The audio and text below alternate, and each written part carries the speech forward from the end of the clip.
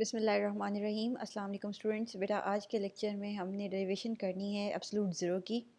सबसे पहले तो इसके लिए आपको ये पता होना चाहिए कि हमारे पास जो है वो एब्सोल्यूट ज़ीरो क्या होते हैं। ये जो टॉपिक आज हमने स्टडी करना है ये आपकी बुक में पेज नंबर 46 पे गिवन है, यहाँ से आप इसको देख सकते हैं। बेटा एब्सोल्यूट ज़ीरो जो है ये हम किसी ऐसे कम से कम टेम्परेचर को कहते हैं जिस पे हमारी जो सब्सटेंस है उसका जो पार्टिकुलर मोशन है वो सीज़ हो जाए, ख़त्म हो जाए। मतलब ये कि हमारे पास फॉर एग्ज़ाम्पल कोई सॉलिड है और जब मैं उसको इतना ज़्यादा ठंडा कर दूँ कि उसके जो मॉलिक्यूल्स हैं या एटम्स हैं उनका जो वाइब्रेशनल मोशन है वो भी ख़त्म हो जाए, तो वो जो टेम्परेचर होगा उसको हम एब्सोल्यूट ज़ीरो कहते हैं। यानी कि वो कम से कम टेम्परेचर जिसके ऊपर हमारे पास किसी भी चीज़ का जितनी भी मोशन है, जितनी भी हीट एनर्जी है वो सारी ख़त्म हो जाए, तो उस टेम्परेचर को हम कहते हैं कि ये एब्सोल्यूट ज़ीरो है। अगर आप बच्चों ने इसकी एग्जैक्ट जो डेफिनेशन है वो देखनी है तो वो आप यहाँ से देख सकते हैं। Absolute zero is the lowest possible temperature where nothing could be colder and no heat energy remains in a substance. यानी कि ये बात है कि अगर हम किसी चीज़ को इतना ज़्यादा ठंडा कर दें, लोएस्ट पॉसिबल टेम्परेचर यानी कि जितना मुमकिन हो सके उससे कम टेम्परेचर हम ना कर सकें, इतना ज़्यादा ठंडा कर दें यहाँ तक कि उस सब्सटेंस का जितना भी हमारे पास उसकी हीट जो एनर्जी है उसके अंदर वो ख़त्म हो जाए, उसके अंदर जितना भी वाइब्रेशन मोशन है वो भी ख़त्म हो जाए, तो इस वाले टेम्परेचर को हम कहते हैं एब्सोल्यूट ज़ीरो। ठीक हो गया है बेटे। ये जो आपकी एब्सोल्यूट ज़ीरो की डेफिनेशन है आप ये यहाँ से नोट कर सकते हैं। अदरवाइज एज सच इतनी आपको एग्जैक्टली डेफिनेशन पूछी नहीं जाती है एब्सोल्यूट ज़ीरो की, लेकिन आपको पता ज़रूर होना चाहिए कि एब्सोल्यूट ज़ीरो होता क्या है।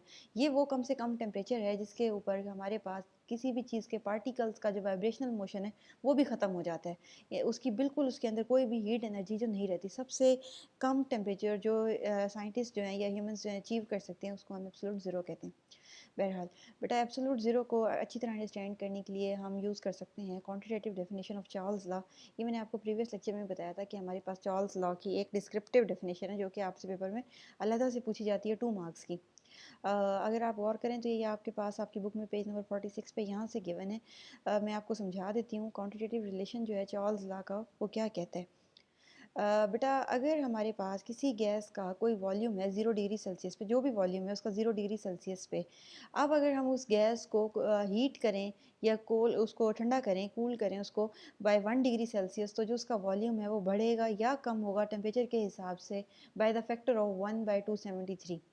मतलब ये कि अगर मेरे पास कोई भी गैस का जो ओरिजिनल वॉल्यूम है, जो भी उसका वॉल्यूम है 0 डिग्री सेल्सियस पे, टेम्परेचर बढ़ाने से वो उस वॉल्यूम का 1/273 टाइम्स बढ़ जाएगा, और टेम्परेचर कम करने से वो उसी वॉल्यूम का जो उस गैस का 0 डिग्री सेल्सियस पे वॉल्यूम था 1/273 जो है कम हो जाएगा।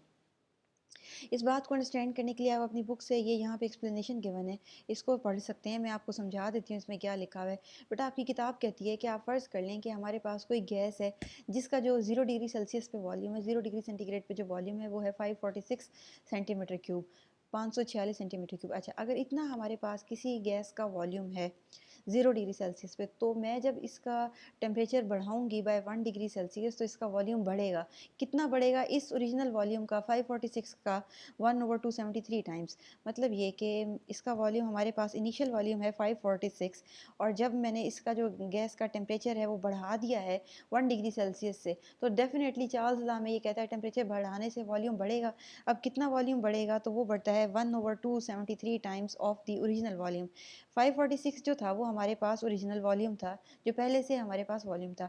1 डिग्री सेल्सियस टेम्परेचर बढ़ाने से इसी 546 का यानी कि 273 पार्ट, 1/273 टाइम्स जो है इसी 546 का जो वॉल्यूम ओवरऑल वॉल्यूम है वो इतना बढ़ जाएगा।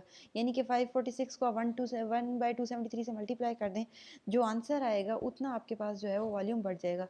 जब आप 546 को मल्टीप्लाई करते हैं 1/273 से, तो हमारे पास 2 आंसर आते हैं। इसका मतलब ये है कि अगर किसी गैस का 0 डिग्री सेल्सियस पे 546 जो है वॉल्यूम होता है सेंटीमीटर क्यूब में, तो 1 डिग्री टेम्परेचर बढ़ाने से उसका जो वॉल्यूम होगा वो 548 होगा। 2 जो सेंटीमीटर क्यूब है वॉल्यूम वो बढ़ जाएगा। ये मुझे कैसे पता चला कि 2 बढ़ेगा? क्योंकि मैंने ओरिजिनल वॉल्यूम को मल्टीप्लाई किया है 1/273 से। इसी तरह अगर मेरे पास किसी चीज़ का वॉल्यूम कम होना है तो भी वो 2 डिग्री लेस हो जाएगा। अगर मैं जैसे कि फॉर एग्ज़ाम्पल मैं अपनी गैस का जो टेम्परेचर है वो 1 डिग्री कम करती हूँ, तो जो मेरी गैस का ओरिजिनल वॉल्यूम है 546, वो उसमें से 2 सेंटीमीटर क्यूब जो है वो कम हो जाएगा। कैसे मुझे पता चला है? क्योंकि मैंने उसको 1/273 से मल्टीप्लाई किया तो आंसर 2 आता है। अब टेम्परेचर कम करने से क्योंकि वॉल्यूम कम होगा तो हमारे पास जो है वॉल्यूम जो ओरिजिनल वॉल्यूम था उससे 2 सेंटीमीटर क्यूब जो है लेस हो जाएगा। मेरा ख़्याल है आपको समझ आ गई होगी कि मैंने आपसे क्या कहा है।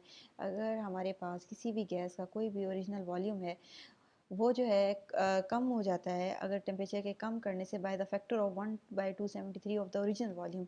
इसी तरह वो जो वॉल्यूम है वो बढ़ जाएगा अगर मैं टेम्परेचर बढ़ाऊंगी by the factor of 1/273 of the original volume. यानी कि ओरिजिनल वॉल्यूम जितना भी है उसका 273वां हिस्सा जो है वो वॉल्यूम के अंदर ऐड हो जाएगा टेम्परेचर बढ़ाने से 1 डिग्री, और इसी तरह उतना हिस्सा कम हो जाएगा टेम्परेचर कम करने से 1 डिग्री, एंड सो ऑन। मेरा ख्याल है बेटा आपको ये बात क्लियर होगी। जो भी किसी गैस का वॉल्यूम है किसी पर्टिकुलर टेम्परेचर पे, उसको जो है हम इस वाली इक्वेशन से भी फाइंड आउट कर सकते हैं। ये जो आपकी बुक में यहाँ पे गिवन है, इक्वेशन नंबर 3, इस इक्वेशन से भी हम जो है उस जो भी आपके पास पर्टिकुलर टेम्परेचर है उस पे गैस का वॉल्यूम जो है फाइंड कर सकते हैं। ये जो वी टी है आपके पास, ये गैस का वो वाला वॉल्यूम है जो किसी खास टेम्परेचर पे आप डिटरमिन करना चाहते हैं। जो भी आप टेम्परेचर पे डिटरमिन करना चाहते हैं वो टेम्परेचर आप इस टी की जगह लिखेंगे, और वी नॉट जो है वो उस गैस का वो वॉल्यूम है जो उसका 0 डिग्री सेल्सियस पे होता है।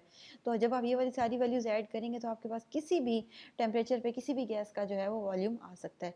आपको ये पता होना चाहिए वी नॉट यानी कि उस गैस का वॉल्यूम क्या है 0 डिग्री सेल्सियस पे, और वो टेम्परेचर सेंटीग्रेड स्केल में जिस पे आप मालूम करना चाहते हैं अपनी गैस का वॉल्यूम, तो वी टी जो है वो आपके पास उस गैस का वॉल्यूम आ जाएगा उस टेम्परेचर पे जिस पे आप फाइंड आउट करना चाहते हैं।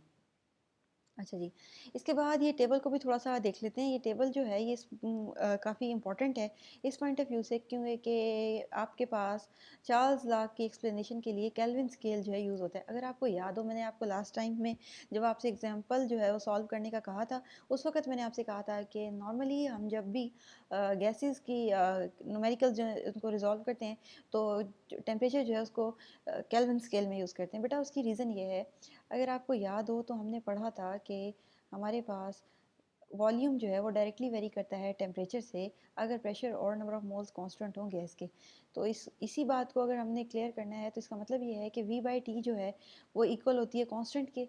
ये वाला रिलेशन हम पढ़ चुके हैं कि अगर हम किसी गैस का प्रेशर और नंबर ऑफ मोल्स को कांस्टेंट कर दें तो फिर उसके वॉल्यूम को अगर टेम्परेचर से डिवाइड किया जाए तो आंसर जो है वो कांस्टेंट आएगा। तो बेटा इस वाली बात को समझने के लिए आप ज़रा ये टेबल देखें। ये हमारे पास कोई एक गैस है, एक हाइपोथेटिकल गैस है, एक फ़र्ज़ी गैस है। उसका जो है मुख्तलिफ़ टेम्परेचर्स पे जो वॉल्यूम है वो यहाँ पे डिटरमिन लिखा हुआ है। डिटरमिन करके कि इतना उसका फ़र्ज़ किया हुआ है कि एक गैस है उसका इस टेम्परेचर पे इतना वॉल्यूम होता है, इस टेम्परेचर पे इतना वॉल्यूम होता है। तो ये एक पूरा टेबुलर फॉर्म में आपको उन्होंने टेबल बताया हुआ है कि 273 डिग्री सेल्सियस पे हमारी गैस का जो वॉल्यूम है वो 1092 सेंटीमीटर क्यूब है। इसी तरह 150 पे 846 है, एंड सो ऑन। अच्छा जी, अब हमारी इक्वेशन के हिसाब से v बाई टी के हिसाब से, इक्वेशन यहाँ पे लिखी हुई है, v बाई टी के हिसाब से अगर हम इसमें से किसी भी वॉल्यूम को उसके टेम्परेचर से डिवाइड करें तो आंसर जो है वो कांस्टेंट आना चाहिए। अब आप 1092 को 273 से डिवाइड करें, तो 846 को 150 से डिवाइड करें, 746 को 100 से डिवाइड करें, तो सब चीज़ों का जो आंसर है वो डिफरेंट आएगा। क्योंकि आंसर डिफरेंट आएगा तो फिर तो चार्ल्स लॉ जस्टिफाई नहीं होता, क्योंकि चार्ल्स लॉ तो हमें ये कहता है कि अगर प्रेशर कांस्टेंट हो गया उसके बाद हम किसी भी गैस का वॉल्यूम और टेम्परेचर जो है उनको आपस में डिवाइड करते हैं तो आंसर जो है कांस्टेंट आएगा। तो इस तरह तो फिर हमारा जो चार्ल्स लॉ है वो गलत हो जाता है। तो इसके लिए आप ये करें कि इस सारे टेम्परेचर को केल्विन स्केल में कन्वर्ट कर लें। या आपकी बुक ने आपको केल्विन में कन्वर्ट करके दिया हुआ है। केल्विन स्केल में आप किसी टेम्परेचर को सेंटीग्रेड को किस तरह कन्वर्ट कर सकते हैं, सिंपली आप उस सेंटीग्रेड वाले टेम्परेचर के अंदर 273 जो है वो ऐड कर दें, तो हमारे पास जो टेम्परेचर है वो सेंटीग्रेड स्केल से केल्विन स्केल में कन्वर्ट हो जाएगा। 273 के अंदर अगर आप 273 ऐड करें तो 546, इसी तरह 150 के अंदर 273 ऐड करें तो 423, इस तरह सो ऑन। आपने पूरे का पूरा सेल्सियस स्केल वाला जो टेम्परेचर है उसको कन्वर्ट कर लिया है केल्विन स्केल में। अब आप वॉल्यूम लें और उसको डिवाइड करें केल्विन स्केल वाले टेम्परेचर से, तो हमारे पास जो है वो आंसर कांस्टेंट आएगा, जैसा कि आपकी बुक में लिखा हुआ है कि 2 आता है सबके केस में। हम एक दो को देख लेते हैं। 1092 को जब आप 546 से डिवाइड करेंगे तो आंसर 2 आएगा। इसी तरह जब आप 846 को 423 से डिवाइड करेंगे तो हमारे पास आंसर 2 आएगा। सिमिलरली 746 को जब आप 373 से डिवाइड करेंगे तो आंसर 2 आएगा। मतलब ये कि चार्ल्स लॉ जो है वो आपके पास जस्टिफाई होता है कि आप वॉल्यूम को अगर केल्विन स्केल में टेम्परेचर के साथ डिवाइड करें गैस के लिए, तो हमारे पास जो आंसर है वो उसका कांस्टेंट आता है, 2 आता है। ठीक हो गया। बेटा ये जो लास्ट वाला पॉइंट है, इसमें हमारे पास ये लिखा हुआ है कि आप अगर जो है गैस का हम बिल्कुल उसको -273 डिग्री सेल्सियस पे फ्रीज़ कर दें तो उसका जो वॉल्यूम है ज़ीरो हो जाएगा। बेटा ये एक हाइपोथेटिकल बात है, प्रैक्टिकल बात नहीं है ये।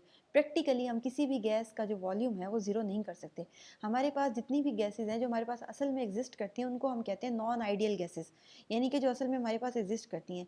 जिन गैसेज़ को हम लॉज़ के अंदर पढ़ते हैं उन गैसेज़ को हम कहते हैं आइडियल गैस, जो कि असल में कोई गैस नहीं होती। आइडियल गैस और नॉन आइडियल गैस में ये फ़र्क होता है, आइडियल गैस एक ऐसी फ़र्ज़ी गैस है जिसके अंदर हम ये फ़र्ज़ करते हैं कि उसके पार्टिकल्स के दरमियान में जिस भी चीज़ से वो बनी हुई है, एटम से, मॉलिक्यूल से, जिस भी चीज़ से वो बनी हुई है, उनके दरमियान में कोई भी फ़ोर्स ऑफ अट्रैक्शन नहीं है एक दूसरे के लिए, उनके दरमियान में कशिश नहीं है एक दूसरे के लिए। तो उस गैस को हम कहते हैं आइडियल गैस। और अगर जो कि असल में होती नहीं है, जो हमारे पास नॉर्मली जो गैसेज़ एग्ज़िस्ट करती हैं उनको हम नॉन आइडियल गैसेज़ कहते हैं। उनके दरमियान में कोई ना कोई फ़ोर्स ऑफ अट्रैक्शन ज़रूर प्रेज़ेंट होती है। ठीक हो गया। तो ये जो आपको टेबल उन्होंने दिया हुआ है ये एक फर्जी गैस का दिया हुआ है जिसको वो कहते हैं कि जी अगर हम टेम्परेचर को इतना ज़्यादा ठंडा कर दें -273 तक ले जाएं या 0 केल्विन पे ले जाएं, टेम्परेचर इस कदर कम कर दें तब हमारी गैस का वॉल्यूम ज़ीरो हो जाएगा। बेटा ये एक सिर्फ फर्जी बात है। थ्योरेटिकली तो वाकई में ये ऐसा होना चाहिए, लेकिन असल में ऐसा किसी भी गैस का नहीं होता। भले आप उसको जितना मर्जी फ्रीज कर लें उसका वॉल्यूम जो है वो प्रैक्टिकली ज़ीरो नहीं होता। तो ये बात ज़रा आपने माइंड में रखनी है कि प्रैक्टिकली किसी भी गैस का वॉल्यूम जो है वो ज़ीरो नहीं हो सकता। बेटा ये जो हमने टॉपिक पढ़ा है इसमें ज़्यादातर तो बातें आपकी समझ के लिए हैं। आपको ये समझ होनी चाहिए कि हम जो है केल्विन, जो हमारे पास चार्ल्स लॉ है उसको हम केल्विन स्केल से जस्टिफाई कर सकते हैं। इसके अलावा आपको ये वाली क्वेश्चन आनी चाहिए कि हम किसी भी गैस का पर्टिकुलर वॉल्यूम, पर्टिकुलर टेम्परेचर पे जो वॉल्यूम आता है उसको हम कैसे कैलकुलेट कर सकते हैं। इसके अलावा आपको ये डेफिनेशन आनी चाहिए कि हमारे पास डिस्क्रिप्टिव या क्वांटिटेटिव डेफिनेशन है जो चार्ल्स लॉ की, वो क्या है। इसके अलावा आपको एब्सोल्यूट ज़ीरो की भी अगर डेफिनेशन आती है तो ज़बरदस्त। तो ये वाली बातें आपको आनी चाहिए। नेक्स्ट में इंशाल्लाह हमने देखना है कि हमारे पास ग्राफिकल एक्सप्लेनेशन क्या है। ये जो आज हमने बातें की इनका हम ग्राफ प्लॉट करेंगे और फिर देखेंगे कि इससे जो है हम एब्सोल्यूट ज़ीरो की कैलकुलेशन जो है वो कैसे कर सकते हैं। नेक्स्ट लेक्चर में इंशाल्लाह इसको हम कवर करते हैं। आज वाले टॉपिक से अगर बेटा आपको कुछ भी समझ नहीं आया, आप इसको ध्यान से सुन लीजिए। अगर आपको इसमें से कोई पॉइंट क्लियर नहीं हुआ या मैंने कुछ स्किप कर दिया हुआ है, तो डेफिनेटली आप बच्चे मुझसे पूछ सकते हैं। आप अपने अटेंडेंस ग्रुप में जो है क्वेश्चन ड्रॉप कर दें। Thank you so much. अल्लाह हाफ़िज़।